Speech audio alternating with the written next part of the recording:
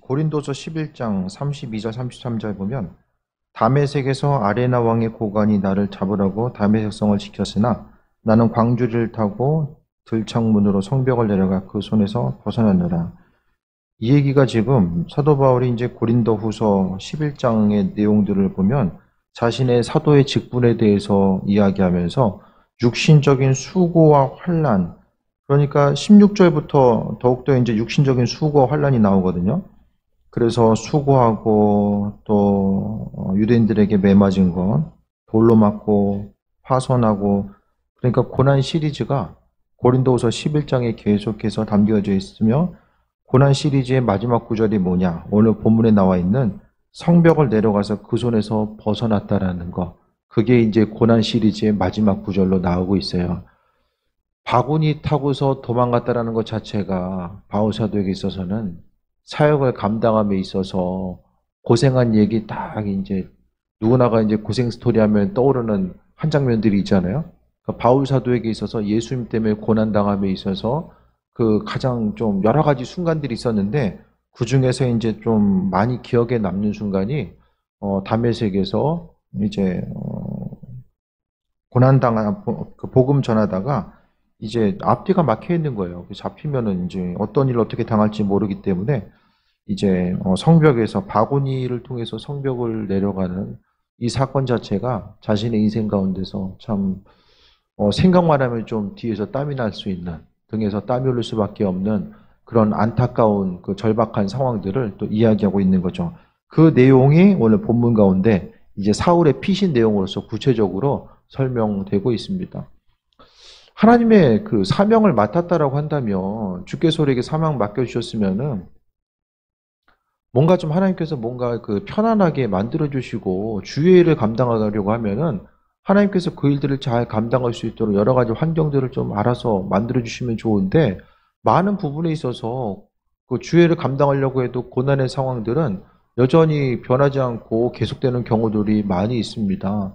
그러니까 하나님은 그 어려움의 순간을, 그러니까 하나님은 그분의 일을 이루시는 것도 중요하지만 그것보다 그 일을 통해서 하나님의 자녀된 백성들이 온전히 그 성장해 나아가는 과정들 또한 또 중요하게 여기시는 것들로 보여줍니다. 오늘 본문은 이제 사도 바울이 다메섹에서 이제 오늘 본문의 내용들에 보면 이제 다메섹이 중심으로 나오게 되는데, 다메섹에서 사도 바울이 예수님을 만나게 되잖아요. 만난 이후로 3년간의 행적이 잘 나오지 않아요.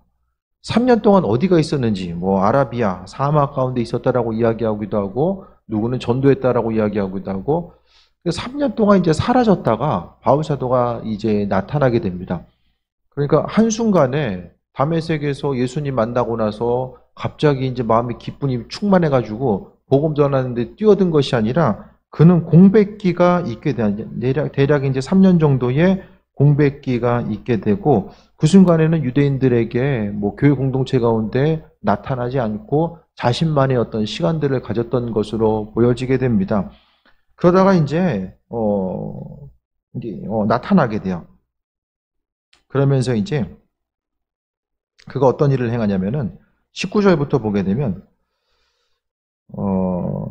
이제 복음 전하고 나서 예수를 증언하다가 이제 사라지고 나서, 그러니까 19절부터 뒤에 보게 되면 26절 내용을 연결시켜 보면은 한 3년간의 이제 시차가, 복음 전하려고 했던 그 잠깐의 모습이 있었지만은 이제 중간에 3년 가운데 3년 정도 이제 기록이 안 되는 내용들이 나타나게 됩니다. 그래서 23절부터 보면 여러 날이 지나며 유대인들이 사울을 죽이기로 공모하니, 그러니까 사도 바울의 이제 이 당시의 상황을 보게 되면은 내적으로는 교회 밖에서는 사울을 죽이려고 하는 살해 위협이 있었고, 안에서는 사울을 거절하는 모습이 나오게 되죠. 3년 동안 어디서 무엇을 했는지 모르니까 뒤에 보게 되면 교회 공동체에서도 사울을 받아들일 수가 없었던 거예요. 그래서 밖에서는 갑자기 이제 그리스도 예수를 전한다라고 하니까 유대인들로부터 아주 이제 핵심 표적이 된 거죠. 그래서 유대인들이 사울을 죽이기로 공모하니, 왜? 예수님 전했기 때문에 사울을 이제 죽여야 되겠다라고. 그러니까 예수님께서 고난과 어려움을 경험했던 것처럼 바울 사도도 예수님 때문에 고난과 어려움을 경험했던 거죠. 날마다의 삶의 여정 가운데 우리가 육신의 본성은 시간이 지나면 지날수록 조금 더 쉽고 편안한 것에 대해서 원하는 육신의 본성이 누구에게나 다 있습니다. 힘들고 어렵게 살기보다는 뭔가 좀 편안함 가지고 살고자 하는 마음들이 다 있잖아요.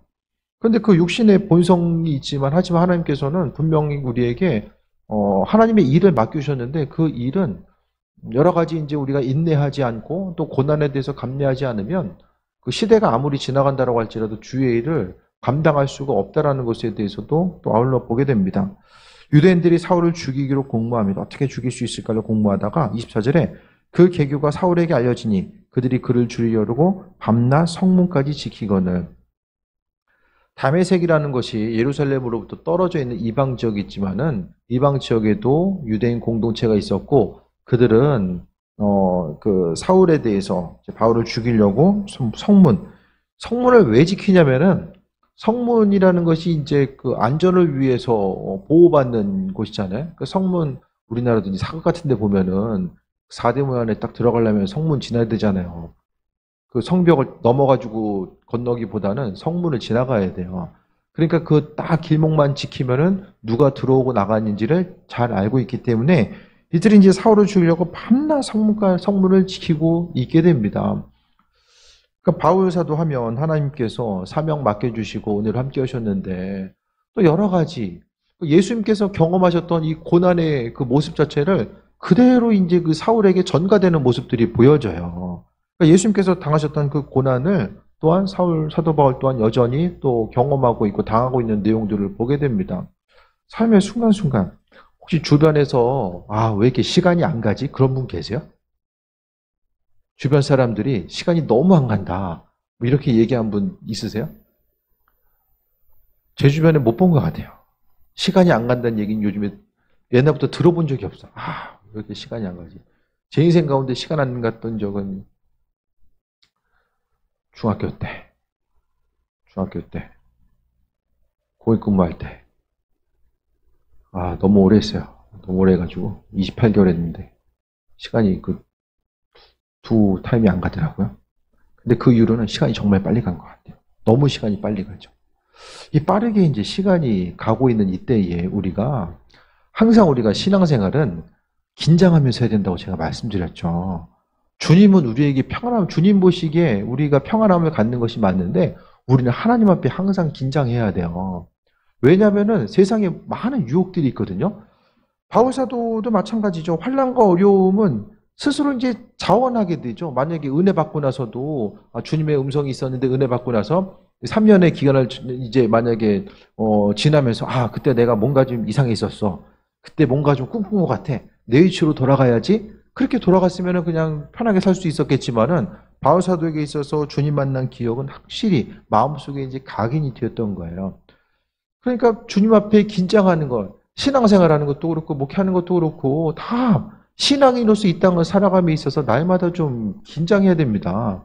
우리가 믿음으로부터 어떤 삶을 점점 더 세대 자체가 다른 사람으로부터 간섭받는 거 싫어하고 누가 나에게 있어서 뭐 좋은 일이든 안 좋은 일이든 별로 얘기하는 거 싫어하잖아요. 시대 자체가 그렇게 가다 보니까 내가 가지고 있는 그 믿음을 가지고 나아감에 있어서 그 믿음이 온전치 않다라고 할지라도 누군가가 얘기해 주는 것에 대해서 상당히 부담스러워하는 시기를 우리가 살아가고 있습니다.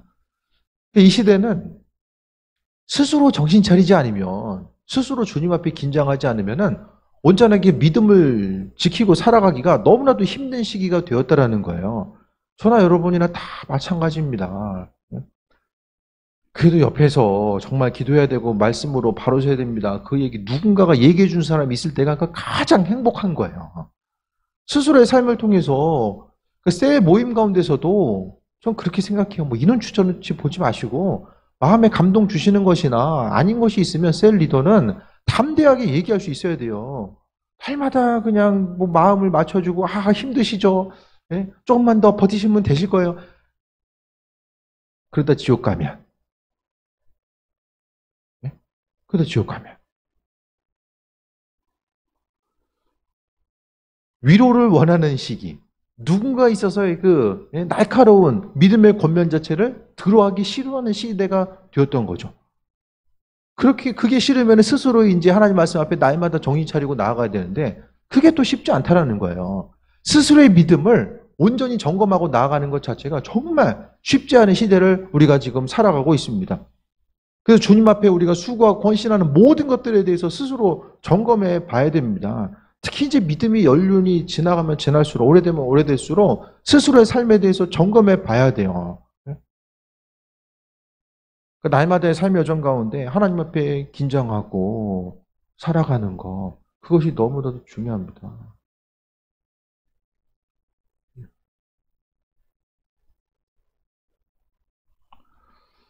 이웃에 있는 목사님이 이제 그런 얘기를 하는 거예요.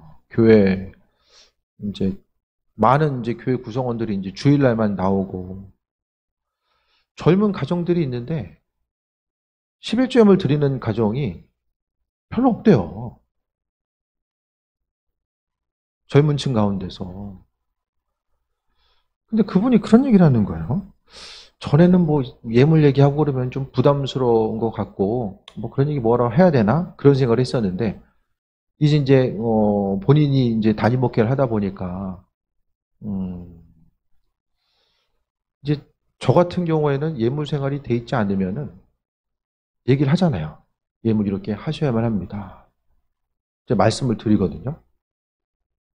그 하는 것 자체가 그 가정에 있어서의 뭐 잠깐 얘기가 좀 다른 쪽으로 갔지만은 그 가정에 있어서의 그러니까 어떤 예물로서 주님 앞에 내가 예물로서 어떤 할 바를 하지 아니하고 주님 앞에 온전히 예물로서 헌신하지 아니하고 하나님 앞에 받을 것을 구하기만 하면은 이거 자체가 모순이 되지 않은가. 그래서 그 예물 생활이 제대로 돼 있지 않는 가정들을 향해서 내가 물질적인 축복에 대한 그 간구를 이걸 해야 되는가 말아야 되는가 이런 살짝 좀 딜레마가 있거든요. 그걸 어떻게 해야 되는가. 요즘 좀 그런 생각을 좀 하기도 해요. 그래서 그 목사님은 그러니까 저 같은 경우에는 그래도 좀 한 교회에서 오래 있다 보니까 그래도 이제 서로 간에 있어서의 관계성 그리고 담임 목회자가 왜 그 얘기를 하고 있는가 또 다른 어떤 것보다도 정말 그 가정이 좀 뭐 어떤 예물적인 얘기로 인하여서 마음에 불편한 어려움이 있다고 할지라도 그래도 이 시대 가운데서 하나님 허락하신 것들을 주신 것들을 받아 누리지 못하면은 정말 힘들고 어려운 점점 더 양극화되는 이 시대 가운데서 살아갈 수 없기 때문에 좀 말씀드리고 이제 나아가는 거죠. 근데 이 교회가 이제 어쨌든 좀 기존의 교회를 본인이 이제 개척하지 않고 중간에서 이제 부임해서 가다 보면은 상호 신뢰성 자체가 이제 온전히 형성이 되는 이런 시기들이 좀 필요한데 그게 안 돼 있으면은 서로 이제 말하는 목회자도 부담스럽고 듣는 이도 부담스럽고 이런 좀 어려움들이 있는 거죠. 그래서 그러니까 이 시대 가운데서는 어떤 주를 향해 선신하고 그 은혜 가운데 인도하심 받아 나아가고 또 교회 공동체 가운데 예배 드려야 되고 기도해야 되고 예물로서 하나님 앞에 정직하게 드려줘야 되고 이런 모든 것들에 대해서 정말로 말하는 것도 부담스러워하고 믿음으로 권면하는 것도 부담스러운 시대고 그것에 대해서 권면을 받는 것도 부담스러워하는 그 시대를 지금 점점 더 살아가고 있구나. 그것에 대해서 좀 돌아보게 됩니다. 그러니까 교회 공동체가 이제는 점점 더 개척해서 교회를 성장시켰던 분들은 이제 점점 더 은퇴하고 있죠. 지금 우리 이제 9월 지방 같은 경우에도 교회를 스스로 개척해서 이제 있는 분들이 그렇게 많지 않아요. 생각보다 많지 않더라고요. 그리고 한 5년 정도면 이제 그런 분들도 이제 은퇴하시고, 그러니까 향후 이제 뭐 한국교회 전체적인 상황들을 보더라도 한 10년 정도면은 본인이 스스로 개척해서 어느 정도 이제 교회 공동체를 일구고 나아가는 이런 교회들을 이제 발견하기가 상당히 어려운 거죠. 그래서 지방에 있는 교회들도 보게 되면은 저희보다 어떤 좀 규모가 조금 더 있는 교회들을 보게 되면 지금 이제 뭐 개척해서 교회를 계속 이제 지키고 있는 교회들이 한두 교회 정도 돼요. 그 이후에는 이제 없습니다. 그러니까 뭘 말씀드리냐면은 하나님 앞에 우리가 사도 바울도 헌신도 자신이 스스로 그러니까 주님을, 예수님을 생각했기 때문에 그가 이제 헌신한 거잖아요. 예수님 때문에. 다른 어떤 큰 영광 가지고 그것 때문에 구한 것이 아닙니다. 예수님 때문에 자신의 마음을 쏟은 거예요. 삶을 드린 거죠. 그러니까 이 시대 가운데서도 마찬가지입니다. 점점 더 우리가 쉽고 편안함에 대해서 살아가는 것. 그것보다 더 마음의 중심을 둬야 될 것은 하나님 앞에 내가 어떤 모습으로 어떻게 서야 되는가. 그것에 대해서 아주 중심을 둬야 됩니다. 하루하루 삶의 여정 가운데서 나의 삶을 어떻게 사는 것 자체를 주님께서 기뻐하실까? 그것에 대해서 생각해야 되는 거죠. 저는 목회자의 위치로서 생각을 해야 되고, 여러분은 여러분이 각각의 속한 위치 가운데서 하나님 보시기에 합한 삶, 내 삶을 어떻게 살아가야 될까에 대해서 그것을 이제 생각하는 것 자체를 긴장해야 된다. 주님을 의식하다 보면 이 긴장을 안 할 수가 없거든요. 그래서 살고 싶은 대로, 하고 싶은 대로 사는 것이 아니라 주님께서 허락하신 것들. 그래서 주님 앞에 서야 되기 때문에 때로는 우리가 하기 싫은 것도 해야 될 때가 있고, 또 육신의 본성대로 살고자 하는 그 마음을 좀 제어해야 될 때가 있고, 좀 여러 가지 부분들이 있잖아요. 어쨌든 삶에 있어서 순간순간 어려움들이 있었지만은 그래도 주를 위해 살아가는 것 자체가 무엇인지를 좀 온전히 기억하고 주님 만날 준비에 대해서 항상 제가 설교 말씀 때마다 전해드린 것은 예수님 만날 준비가 날마다 돼 있어야 된다라는 거, 그 부분에 대해서 잊어버리고 항상 그냥 세상 빨리 지나가네, 정말 빨리 가네, 이거 생각하다가는 정말 중요한 것들을 많이 놓치고 살아갈 수밖에 없습니다. 성문을 지키다 보니까 성문으로 나아갈 수가 없는 거예요. 25절에 그의 제자들이 밤에 사울을 광줄에 담아 성벽에서 달아내렸다. 성벽에서 달아내리다가 지금처럼 무슨 줄이 이제 튼튼한 줄도 아닐 것이고 뭐 바구니 해도 얼마나 튼튼하게 만들었겠습니까? 그러니까 이제 이 바구니 타고 도망갔다는 것 자체가 앞서 말씀드렸던 것처럼 이게 각인이 된 거예요. 그래서 주님 때문에 고난의 순간 자체, 때로는 어떻게 생각하면 좀 부끄러운 삶의 모습, 또 어려움일 수도 있지만은 자신이 이제 그런 고난과 어려움에 대해서 이야기하면서, 그럼 사도 바울이 이 얘기 지금 왜 하고 있을까요? 광주리에 담아서 성벽에서 이제 달아내렸다. 이게 사도 바울의 이제 독백이 아니라 이게 누구죠? 이 누가가, 사도행전 누가가 쓴 거잖아요. 그러니까 누가가 옆에서 보고 나니까 사도 바울이 이런 고난을 당한 것을 옆에서 보고 나서 이제 진술하고 있는 거죠. 그러니까 이런 진술 자체, 이런 환난과 어려움들이 있었을 때에 결국 하나님의 은혜를 이야기하는 거죠. 환난과 어려움이 있었지만 하나님의 은혜로 말미암아 이런 삶에 있어서의 고난의 과정 가운데서 피해갈 수 있었던 것. 이 땅에서의 삶은 하나님께서 사명 때문에, 그 맡은 바 사명 때문에 하나님께서 우리를 세우시고 인도해 주십니다. 환난과 어려움이 있어도 우리가 하나님 앞에서 온전히 사명만 세워져 있으면 그 사명 때문에 하나님께서는 우리를 세우시고 인도하시고 함께 하신다는 것을 분명하게 기억할 수 있어야만 합니다. 근데 가장 이 땅에서 불행한 것은 사명 잊어버리고 살아가는 거예요. 육신적인 편안함 위해서만 계속해서 달려가고 보여지는 것만 보면서 살아가는 것 자체. 그러면 보이는 것만 쭉 따라가다 보면 사명 잊어버리거든요. 그럼 사람이 변질되는 거예요. 그때부터. 신앙인이 변질되면은 그것을 바로 성경은 맛있는 소금이라고 이야기하죠. 아무 쓸데가 없는 거예요. 신앙인으로서 살아가되. 근데 더 문제는 스스로 교회 공동체 안에 속해 있기 때문에 소금이 맛을 잃었음에도 불구하고 나 자신은 여전히 맛을 낸다라고 스스로 속으면서 살아갑니다. 교회 공동체, 그러니까 신앙인들 성경에 보면은 교회 공동체 가운데 속해 있기 때문에 구원받는다는 얘기는 아무 데도 없어요. 우리가 주님 앞에 구원받는 것 자체는 그리스도 예수, 주님께서 내 안에 계시기 때문에, 우리가 신앙인으로서 하나님과 믿음의 교제함의 단계에 있기 때문에 주께서 우리를 구원시키시고 인도하시는 거죠.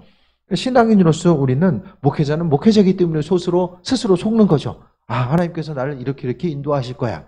각각의 사람에게 있어서 우리가 조심해야 될 것은, 기도하는 사람은 기도하는 사람대로 조심해야 돼요. 왜?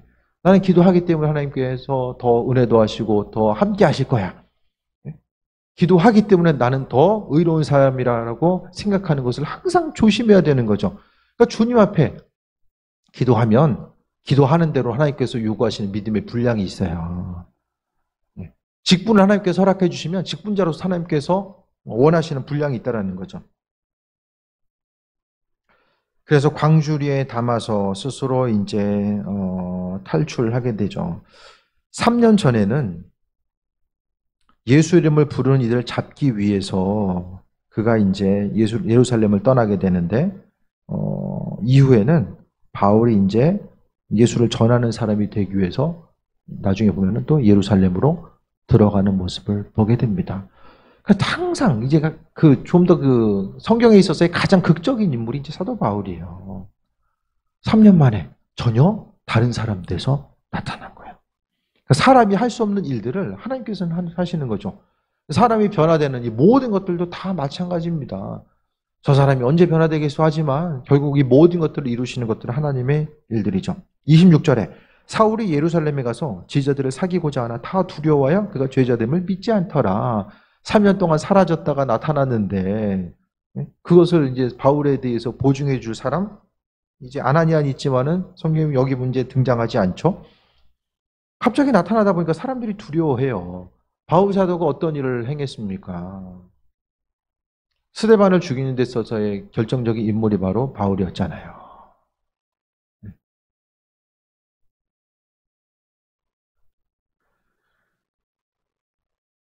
제자들이 다 두려워하고 제자됨을 믿지 않았다라고 이야기합니다. 밖에서는 서로 죽이려고 하고 안에서 교회 공동체 안에서는 믿지도 않고 예수님 믿고 나서 나타나게 된 3년 만에 주일 좀 해볼까 해서 나타났는데 눈앞에 펼쳐진 결과는 어떻습니까? 사방이 막혀 있는 거예요. 무엇을 감당할 수 있고 복음을 전하기는커녕 자신이 예수를 전하기는커녕 자신이 그리스도인이라는 사실을 증명하는 것조차도 쉽지 않은 이런 상황에 놓여져 있었던 거죠. 환난과 어려움이 있고 그 가운데서 한 사람이 나타납니다. 바나바, 위로의 아들이라고 하죠. 바나바가 데리고 사도들에게 가서 그가 길에서 어떻게 주를 보았는지와 주께서 그에게 말씀하신 일과 다메섹에서 그가 어떻게 예수의 이름으로 담대히 말하는지를 전하니라. 바나바가 그 옆에 없었어요. 그런데 바나바는 바울 사도의 말을 믿어준 거예요. 말을 믿어준 한 사람. 바나바마저 없었으면은 아마 바울 사도가 복음 전파 일꾼으로서 쓰임 받는 것이 정말 쉽지 않았을 거예요.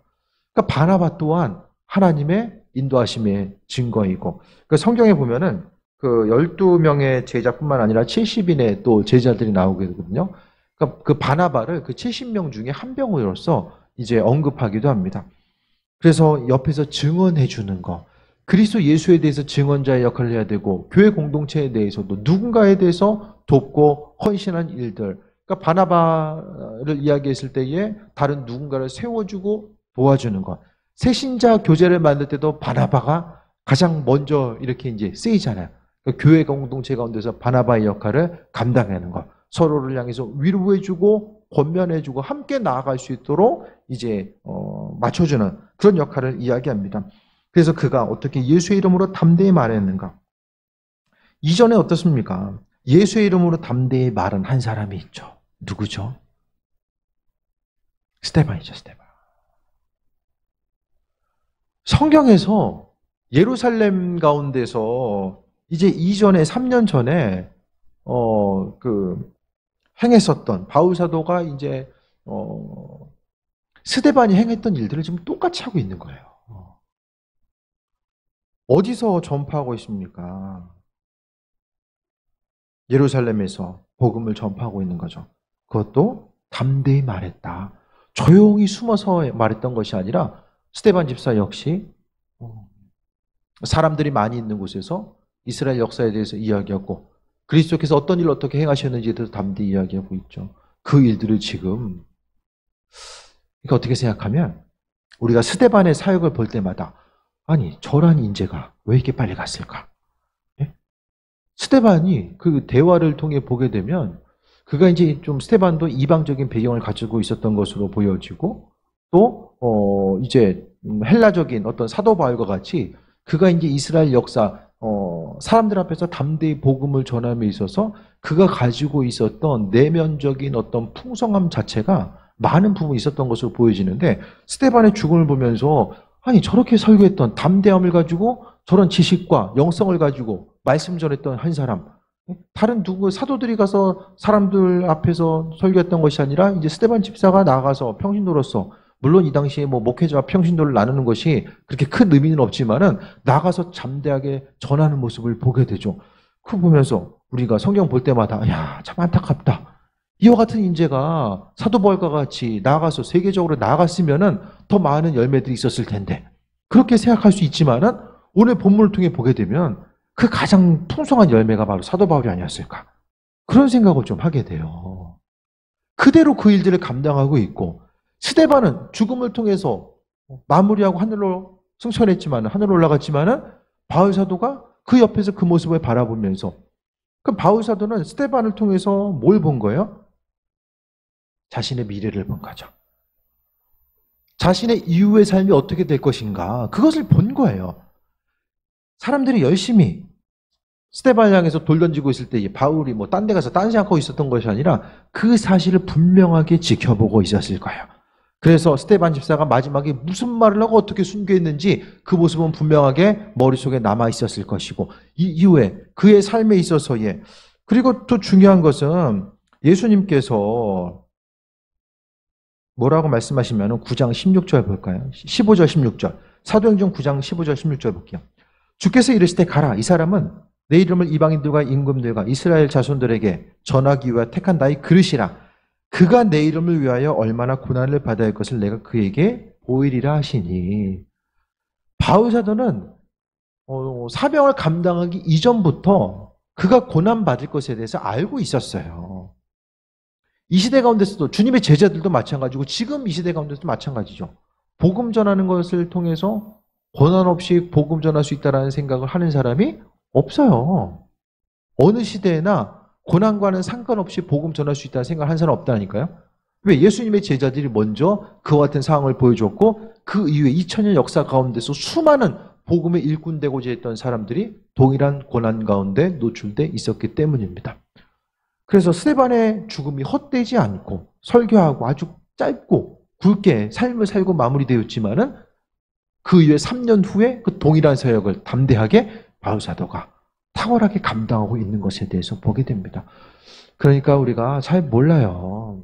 하나님께서 그 일들을 어떻게 행하실지에 대해서 우리의 지혜 가지고는 몰라요. 하나님은 사도 바울이라고 하는 한 사람, 박해자를, 그를 변화시켜셔서 오히려 예수의 이름 때문에 박해했던 이들을 박해받는 이들로 사람으로 만드셔서 그의 일을 풍성하게 만들어 나가셨던 것들을 보게 됩니다.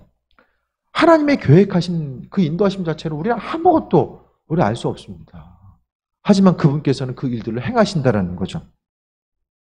예수의 이름으로 담대히 말했는지를 전했다라고 이제 바나바가 이야기해 주었죠. 그래서 28절에 사울이 제자들과 함께 있어 예루살렘에 출입하며, 또 29절에 또 주 예수의 이름으로 담대히 말하고 헬라파 유대인들과 함께 말하며 변론하니 사람들이 그를 죽이려고 힘쓰거늘. 그러니까 담대하게 말하니까 사람들이 죽이려고 했던 거죠. 스데반과 똑같이. 형제들이 알고 가이사랴로 데리고 내려가서 다소로 보내니라. 이제 여기서 더 있으면 죽을 것 같아. 그러니까 다른 이제 사역자들이 바울 사도를 다소가 어디입니까? 바울 사도의 고향이죠. 고향으로 이제 피신시키는 내용 또한 발견하게 됩니다.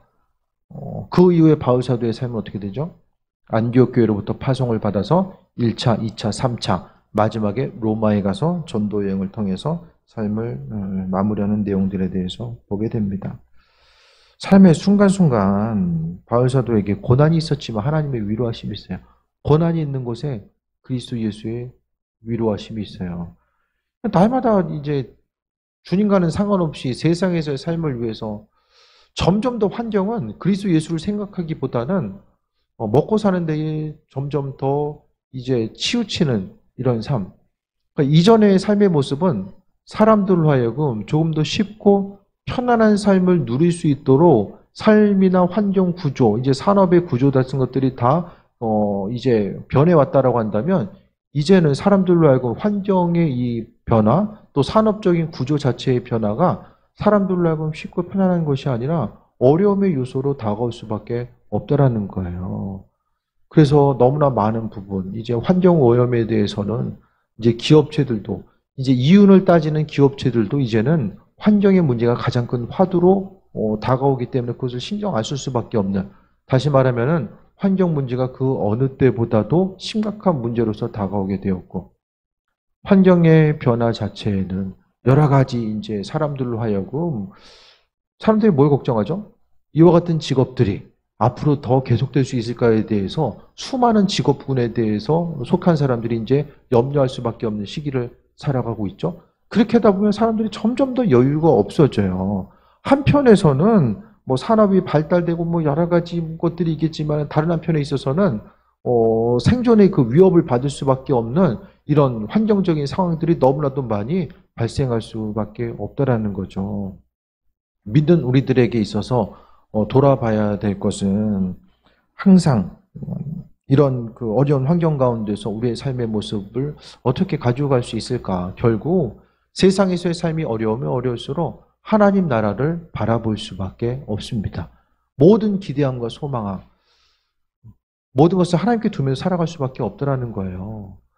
점점 세상 기술은 발달되지만은 통계적으로 보면 대략 이제 평균 수명까지 살면은 인구의 한 절반가량은 암에 걸린다는 거예요. 한 10년 전, 20년 전만 해도 뭐 암 이제는 좀 문제 정복될 거야 생각했잖아요. 근데 암 환자들은 점점 더 많아져요. 점점 더 많아져요. 기술은 발달된다고 하지만은 의료 기술이 그것을 따라갈 수가 없잖아요. 세상 가운데 사람들은 어떻게 하면 좀 더 쉽고 편안한 삶을 살 수 있을까? 어떻게 하면 더 편안한 삶을 살 수 있을까에 대해서 마음의 중심을 두는데, 환경은 편하기는커녕 점점 더 긴장할 수밖에 없는 삶의 모습이 펼쳐질 수밖에 없는 거죠. 사단은 환경을 이용해서 그리스도 예수께 집중하고 사명에 집중하기보다는 그냥 하루하루를 살아가기 급급하게 우리의 마음과 생각을 빼앗고 또 시간을 빼앗아가는 이런 어려운 환경 가운데 우리가 노출되어 있습니다. 그럼 이 시대 가운데서 우리의 삶을 어떻게 살아갈 것인가? 주님께서 맡겨주신 사명은 오늘 사도 바울이 광주리 타고 도망갔던 이 시대나 지금이나 우리에게 맡겨진 사명은 변하지 않고 계속되고 있어요. 사람들이 잊어버려서 그렇지, 인식을 하지 못해서 그렇지, 우리에게 주신 사명 자체는 한순간도 흔들리거나 변함이 없어요. 우리가 조금 더 마음의 긴장감을 가지고 그 사명의 중심을 기울였는가? 아니면 하루하루 사는 것이 급급해가지고 그 마음의 여유조차 없이 살아갔는가? 그것에 대해서 돌아봅니다. 앞으로의 삶의 모습은 점점 더 복음 전하기가 힘든 시기를 살아갈 수밖에 없죠.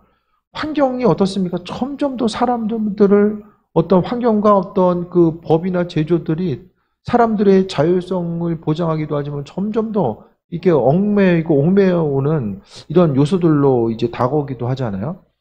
믿는 자로서 우리의 시선을 어디에 둘 것인가? 주변만 바라볼 것이 아니라 정말 하나님의 이끄심과 인도하심에 대해서 바라보는 것.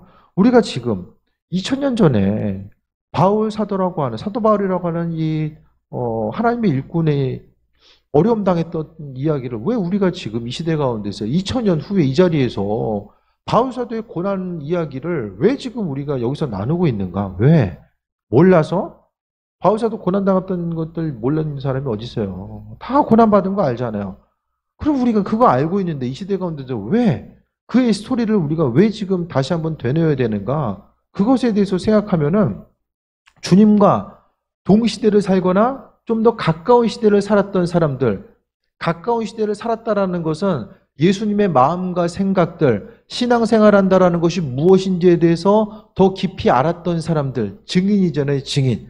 동시대의 증인들이 도대체 어떤 삶을 어떻게 살았는가? 그것에 대해서 우리가 비춰보고 그들의 삶과 지금 이 시대를 살아가고 있는 우리들이 그 환경에 적응해서 살아가는 것은 각각의 시대별로 다르지만은 주님께서 말씀하셨던 이 믿음의 본질은 예전이나 지금이나 전혀 변화된 적이 없다라는 거예요. 시대적으로 우리는 지금 예루살렘이 아니라 대한민국에 살고 있고 2000년이라는 시간의 간격이 있지만은 하지만 마음속에 있어서의 근본 정신, 여전히 믿지 않는 사람들은 존재하고 있고 또 그리스도를 믿는 것으로 해서 박해하는 사람들은 또 여전히 이 땅에서 존재하고 있고 또 그럼에도 불구하고 구원받아야 되는 수많은 사람들은 예전이나 지금이나 그리스도 예수를 이름을 알지만은 그분이 누구인지를 모르는 수많은 사람들이 존재하는 그 동시대를 우리는 지금 살아가고 있다라는 거예요. 그러면 우리가 믿음 생활하는 거, 그리스도의 제자로서 신앙인으로서의 삶을 살아가는 것 자체가 정말 우리의 삶이 하나님 마음에 합한 것이고 그 사명대로 사는 것이 이게 맞는 것인가? 좀 더 쉽게 말씀드리면은 신앙생활을 하는 방법들, 신앙인으로서 세상을 살아가는 그 방법이 이게 지금 맞는 것인가에 대해서 분명히 점검하고 나아가야 된다는 것입니다. 앞으로의 시간은 절대로 복음 전하기 유리한 상황으로 펼쳐지진 않아요. 점점 더 힘들고 어려운 시기들. 복음에 좀 더 너그러운 마음을 가지고 있었던 사람들, 그래도 어렸을 때 교회 한 번이라도 갔던 사람들은 조금씩 더 이제 수명을 다하고 있죠. 전혀 교회에 익숙하지 않은 이들, 그들에게 복음 전해야 되는 그런 상황 가운데 우리가 살아가고 있다고 한다면 우리가 믿음으로 깨어있지 않고 우리가 하나님 말씀에 대한 그 사명이 무엇인지를 온전히 자각하고 있지 못한다고 한다면 우리 또한 복음과는 전혀 상관없는 삶을 살다가 나중에 주님 앞에 설 수밖에 없다라는 것에 대해서 말씀드립니다. 어떤 눈앞에 보여지는 편안함이 아니라 항상 하나님 보시기에 합한 자로서의 삶을 살아가는 것. 교회의 사명이 있고 개인적인 여러분의 사명이 있죠. 그래서 우리도 교회의 사명을 생각했을 때에 저는 그거 같아요. 지금까지 목회하면서 보게 되면은 어떤 선교 사역 감당하는 것 자체가 교회의 사명이고 그리고 또 한 가지 작은 교회들, 여전히 자립을 향해 나아가는 교회들에게 뭔가 방향성을 제시해줘야 되는 이런 상황들을 우리가 지금 가지고 있는 거죠. 그래서 교회가 움직여지고 행하는 모든 것들 어떻게 하면 조금 더 좀 쉽고 편안한 환경 가운데서 우리가 있을 수 있을까? 그것보다는 어떻게 하면 이 교회 공동체가 주변의 다른 교회들을 향하여서 좋은 예로서 다가갈 수 있을까? 그것에 대해서 분명하게 이 시대 가운데서 개척을 안 하기도 하지만 그래도 개척에 대한 소망을 가지고 있는 수많은 사람들이 또 존재하고 있습니다. 그런 누군가에게, 그런 교회들에게 어떤 방향으로 어떻게 나아가야 되는지에 대해서 이제 답을 해줘야 된다는 거죠. 누군가는. 그래서 우리 교회 공동체도 이제는 한 발짝도, 한 단계 더 도약하지 않으면 여기까지밖에 답을 제시할 수가 없는 거예요. 그 이후의 모습, 사명 감당하는 것, 교회 공동체가 앞으로 어떤 방향으로 어떻게 나아가야 되는지에서 답을 해주기 위해서 그 답을 해주기 위해서는 누군가의 또 다른 희생과 헌신을 하나님께서는 요구하신다는 것. 모든 사람들이 다 누리기를 원하는 그런 교회 가운데서는 아무런 역사도 나타날 수 없어요. 오직 하나님께서 어떤 교회를 향해서 부어주시고 또 어떤 교회를 사용하셔서 하나님께서 이 세상 가운데 빛된 소금된 역할을 감당하게 하실까? 그런 부분들에 대해서 생각하며 우리의 생각과 관점, 욕심이 아니라 몸된 교회가 이 세상 가운데 좋은 모델이 될 수 있도록 거기에 이제 중심을 둬야 됩니다. 기도할 때도 주님 중심을 둬야 되죠. 쉽고 편안함이 아니라 주의 영광 나타내기 위해서 소망을 가지고 나아가는 것. 이 시대 가운데서 교회 공동체가 이러해야 된다. 우리가 그 역할을 감당할 수 있는 것은 또 하나님께서 사명 맡겨 주셨기 때문이고 저도 가끔 왜 우리 아버지는 목회 안 하셨을까 순간적으로 그런 생각 할 때도 있었지만 이제 와서 어쩔 수 없잖아요. 주님의 인도하심 따라 나아가는 거죠. 아버지가 목회한 친구들은 뭔가 좀 출발점이 다르잖아요. 아무래도 믿음의 유산을 물려받은 것도 있고 목회하는 것을 보고 듣고 배운 것도 있고 다 다르잖아요. 그래도 한편 생각하면은 부모님 교회 안 다니신 분들도 있는데 열심히 또 헌신하고 나가야 되겠다 생각도 들고. 오늘 말씀 정리합니다. 사도 바울의 고난은 예수님과 동시대에 있던 사람들이 그들이 어떤 정신을 가지고 어떤 믿음을 가지고 신앙생활을 영위했는가. 그 시대 정신은 그때나 지금이나 변하지 않습니다. 보여지는 것에 속지 마시고 믿음 생활하는 것이 무엇인가. 한 목사님이 찾아와서 이제 그런 얘기를 해요. 이 말씀만 하고 마칠게요. 교회가 이제 개척을 하는데 본당이 이제 뭐 좀 크지 않은 거예요. 그래서 이제 식당을 좀 이제 만들어야 되는데 주방을 만들어야 되는데 이거를 좀 교회 공동체가 꼭 밥을 먹어야 되는가? 예, 그거에 대해서 이제 얘기하는 거죠. 아는 분이 그런 얘기를 했다는 거예요. 아, 교회 종일이 있으니까 너무 힘들다고. 이제 코로나 전인 거죠. 그래서 어쨌든 좀 뭔가 힘이 필요하다. 그래서 그래도 예배 드리고 빨리 밥 먹고 밥을 먹으면 이제 오후 계속 있어야 되잖아요. 그러니까 밥 안 먹고 끝내고 이제 집에 가는 거. 그 얘기를 하는 거예요. 그러니까 눈에 보이는 아주 쉽고 편안한 것을 생각하면은 가족끼리 이제 한 주간의 삶이 바쁘니까 가족끼리 이제 주일하루 이제 시간을 보내고 나눔의 시간을 갖는 거. 가족 공동체의 안녕과 평안과 이 공동체에 있어서의 기쁨을 얘기했을 때는 그게 맞는 거죠. 근데 이제 교회 공동체, 사명 공동체를 생각했을 때에 그렇게 되면 가장 문제가 뭐냐면 환난과 어려움이 다가왔을 때에 이길 수 있는 힘과 능력이 없어요. 예. 좋을 땐 좋은데 이겨나갈 수 있는 힘이 없다라는 거예요. 기도 부탁하고. 그러니까 밥을 먹고 교회 공동체 가운데서 계속 있다 보면은 뭔가 이제 신앙생활 자체가 좀 치열해 보이고, 쉽게 말하면 공동체성이죠. 함께 전도하고 부딪혀서 일을 감당하고 밥도 안 먹고 아무것도 안 하면 서로 부딪힐 것도 없으니까 그냥 서로서로 좋을 수 있지만은 함께 삶을 공유하고 주의를 공유하면서 때로는 부딪힐 때도 있지만은 그것을 통해서 서로 성장해 나아가는 거예요. 어려움이 있을 때 더 기도해 줄 수 있고 교회가 힘을 잃어버린 거죠. 가정은 조금 더 기쁨 가운데 나아갈 수 있을지 모르겠지만은 신앙인으로서의 교회 공동체에 있어서 힘이 없어지는 거예요. 기도하고 힘을 얻고 나아가는 것.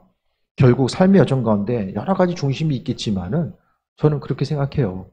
주의 하나님께 온전히 헌신하고 하나님께서 허락한 힘과 능력을 가지고 평일날 그래도 시간적인 여유를 가지고 살아갈 수 있는 그 은혜 또한 하나님께서 주시지 않을까. 그것에 대해서 좀 강구해야 되지 않을까. 그래서 어쨌든 좀 비슷한 그런 얘기를 하면서 교회 공동체가 나아갈 방향성에 대해서 좀 그런 얘기들도 좀 나눴었는데요. 둘 중에 하나죠. 말씀대로 치열하게 살 거냐, 아니면 우선순위를 다른 데 둘 것이냐. 근데 그것은 우리의 선택의 문제가 아니라 이 시대 가운데서 주께서 교회 공동체를 향해서 나 자신을 위해서 나에게 요구하시는 분량이 무엇인가. 그것을 중심으로 선택해야죠. 왜? 내가 주인이 아니기 때문에 이것저것을 선택할 수는 없어요. 세상에 뭐 여러 가지 교회가 있어요. 여러 종류의. 옳고 그름을 뭐 빨리 끝낸다고 해서 뭐 늦게 있다라고 해서 옳고 그름을 얘기할 수 없지만은 중요한 것은 각자 교회에 맡겨진 사명이 다르기 때문에 그 사명에 의해서 교회 공동체는 모이고 흩어져야 된다는 거예요. 예. 이 시대 가운데서 우리 교회는 기도의 자리를 떠나면 이 시대 가운데서 교회 존재의 그 졸린 목적에 대해서 다른 교회들에게 이야기해 줄 수가 없어요. 쉽게 이야기하면 교회 존재 목적 자체가 상실돼요. 뭔가 쉽고 편안함을 추구하면 우리 교회 말고도 얼마든지 찾을 수 있어요. 정말 많이 찾을 수 있어요. 하지만 우리 교회 공동체가 수많은 교회 가운데서도 뭐 한국 교회 뭐 5만 개, 6만 개 교회 된다고 하는데 그 교회 가운데서 여전히 우리가 존재해야 되는 이유 자체, 분명한 이유와 목적이 있습니다. 그 분명한 이유와 목적, 바울 시대에도 사도 바울도 마찬가지죠. 수많은 사람들이 예루살렘을 떠나지 않고 있을 그때에 굳이 나서서 이방인 선교를 위해서 그 환난과 어려움을 감내하면서 왜 나갔을까? 주님 원하셨기 때문이에요. 우리 교회 공동체도 다 마찬가지죠. 주님 원하셨기 때문에 일을 하고 움직이고 기도하고 비가 오나 눈이 오나 교회 공동체 가운데서 기도의 자리가 끊이지 않고 나아가야 되는 이유도 더 마찬가지죠. 네. 전심을 다해서 기도하시고 저도 한 해 한 해가 지나가니까 이거 기도하고 인도하는 것도 쉽지 않아요, 사실. 네. 제가 에너지가 넘쳐 사는 것이 아니라 예수님이 원하시기 때문에 기도 인도하는 것이고 네. 정말 이 체력적으로 조금씩 이제 좀 힘들질 때가 있어요. 어쨌든 누군가 기도 인도할 때 기도의 자리가 열려 있을 때 우리의 삶이 어떻게 움직일지 모르잖아요. 새 힘 얻어서 승리하고 하나님의 이끄심과 인도하심 바라봐야 됩니다. 하나님께서 기도하게 하시는 분명한 이유와 목적, 또 우리에게 사명 주신 분명한 이유와 목적이 있다는 것에 대해서 분명히 기억하고 항상 하나님 앞에 긴장하는 마음을 가지고 은혜의 자리가 열렸을 때, 기도의 자리가 있을 때 전심으로 주님께 나아가고 맡은 바 사명, 주님 원하시는 대로 감당하는 귀한 삶 되시기를 축원드립니다. 기도하겠습니다. 주님 맡겨주신 사명이 있습니다. 그 사명 흔들리지 않게 하시고 아버지 허락하신 은혜 가운데 새해 먹고 나가기 원합니다. 아버지 하나님, 믿는 자로서의 복된 삶 누리게 하시고 어디서 무엇을 하든지 간에 항상 주의 영광에 쓰임받으며 날마다 우리 안에서 떠오르는 그 육신의 본성을 좀 누리게 하시고 그 이후에 하나님께서 원하시는 그 존재한 삶, 힘들지만 가야 될 그 길을 나아갈 수 있도록 은혜 베풀어 주옵소서. 예수님의 이름으로 감사하며 기도합니다. 아멘.